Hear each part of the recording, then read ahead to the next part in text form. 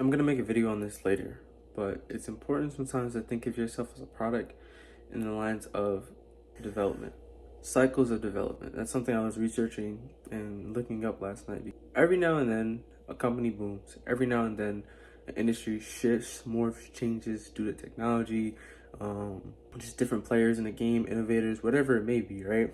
And so, the gist of it is that some of them rise up, some of them fall, some of them strengthen their foundations by pivoting and adjusting to change.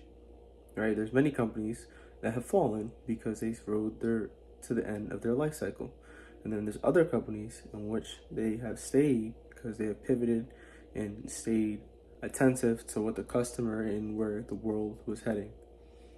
And so, as this relates to you as an individual, right? Understand one, you have to create value on some degree for you to be, employed, earn money, this, that, whatever it is, for people to be around you, right? Not necessarily all the time, but we're talking business sense.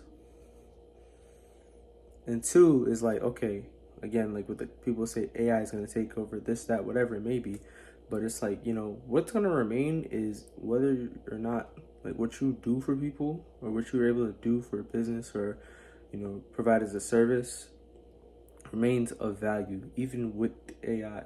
So the focus really isn't try to find something that's not going to be this, that, whatever. Just find what's going to continue to be of value, or you learn the tools, whatever, and learn to make them of value.